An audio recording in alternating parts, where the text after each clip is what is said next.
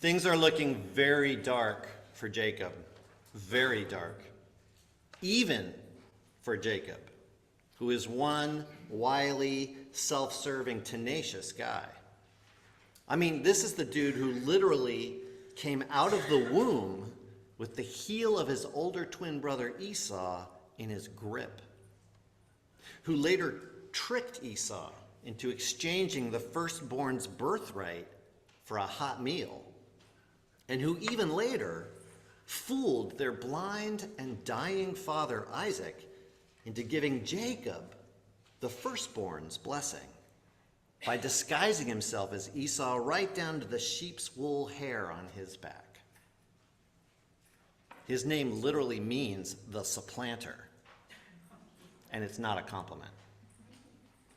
This guy has been grasping and conniving and working the angles and persisting and living by his wits ever since. Biblical heroes are nothing if not human. And I'm telling you, even for him, things are looking very dark. See, here's the situation. Years have passed since he stole his brother's inheritance. Now, Jacob wants to engineer a let bygones be bygones reconciliation, mostly so he can stop looking over his shoulder all the time and maybe get some decent sleep for a change. But despite the handsome gifts and flattering messages Jacob has been sending his twin, Esau is reportedly coming to meet him with some 400 of Esau's closest male friends, and they're armed. So yeah, very dicey situation. So dicey that at one point Jacob divides his household into two parties, hoping that if events turn ugly, at least one can get away while Esau's crew is doing unpleasant things to the other. On the upside, the supplanter is not a bad name for a wrestler with the WWE. All of which brings me to the night in question. Jacob sends his entire entourage across a river and stays behind alone. This could well be his last night on earth, and he spends it in a wrestling match with a man, or some kind of angel, or maybe it's actually God. Let's split the difference and call him the Man God, another credible wrestling name, come to think of it. The Man God strikes the supplanter's hip and puts it out of joint, but despite the injury, Jacob perseveres. You've got to hand it to the supplanter for grit. Dawn is approaching, and the Man God, who seems to operate on some heavenly version of vampire rules, tells Jacob to let him go. Jacob refuses. He's holding out for a blessing. So what does the Man God give him? A new name, Israel.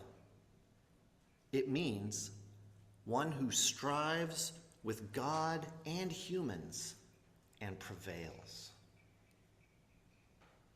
That's it. It might not be much. Maybe it's not. As any oppressed group will tell you, changing language is the easiest concession to make without giving up any real power.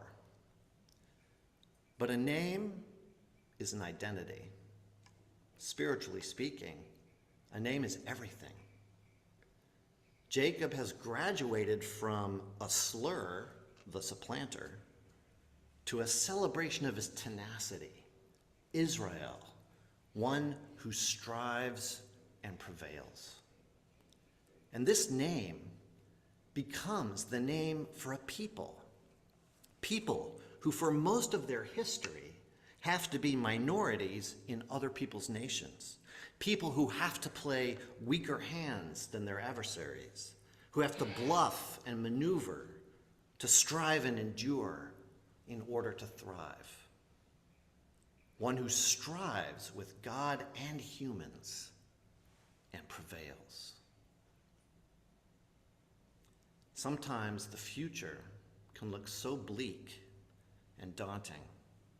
the forces massed against us so overpowering that there hardly seems to be a point in fighting at all. That's how it is for Jacob at the beginning of today's passage. But blessing springs out of the strangest places and at the least expected times. And suddenly, in the thickest black, light breaks through.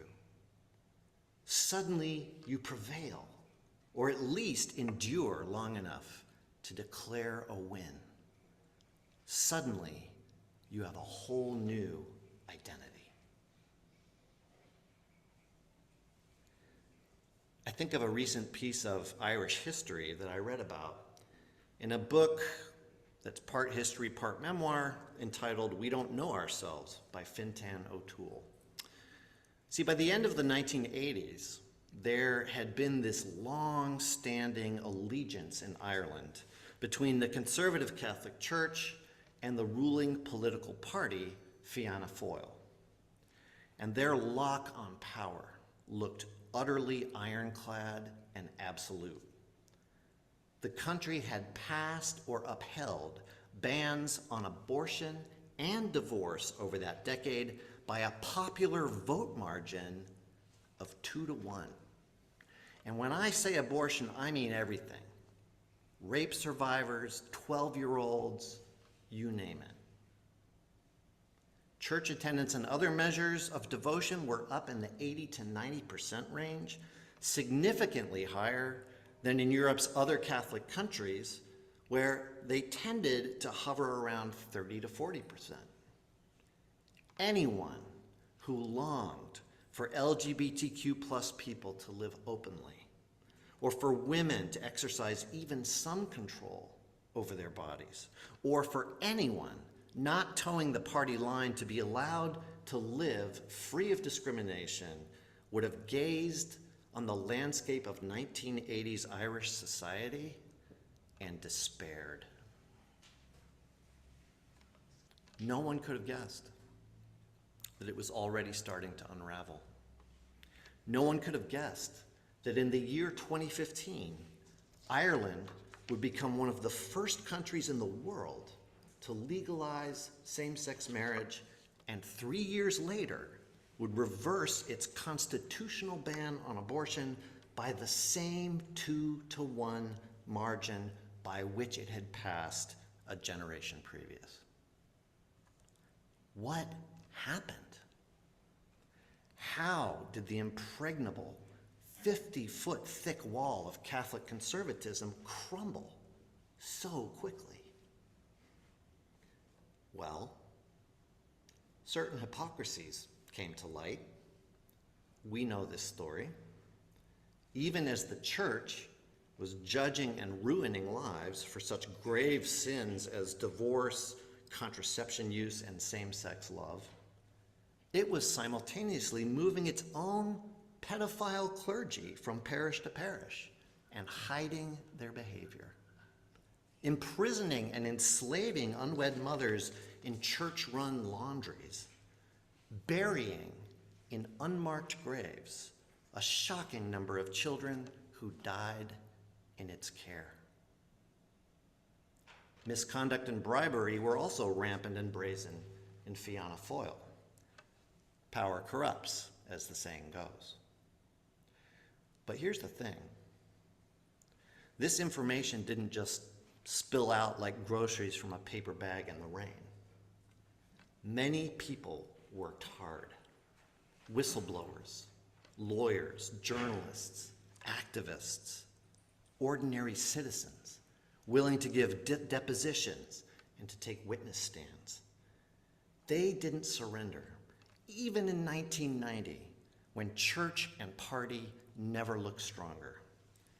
Irish people who fought to make their country a place where justice applied to men as well as women, to priests and nuns as well as lay people, persevered. Even though all the signs were disheartening, nevertheless, they persisted. Even in that dark time, they refused to give up. Even before there was light in the sky, they held on, for a blessing. That's what happened. All of which to say, every situation contains the seeds of its own reversal. We cannot tell from the look of things what is going to happen. We do not know when or how the blessing will come. The only way not to receive it is to give up before the dawn breaks. And look, I get it. History swings and cycles. It advances and retreats, pushes, and then pushes back. There's never an arrival in this broken world of human politics. Nor do we come away from the contest unwounded. Our hero, Jacob/Israel, walks into the new day blessed to impress, but also limping because of his hip. Nothing that has been done shall be undone. The wound and the gift abide together in him. Like the Irish, struggling for a more just nation, he has hung on and not given up. He has wrestled even in the hopeless dark and prevailed. In the end, it is that struggle itself that defines and names him. One who struggles with God and humans and prevails. He in turn names the place Peniel, the face of God, to honor the divine encounter he has survived. He leaves the contest wounded, yet changed. He leaves the contest limping, but blessed.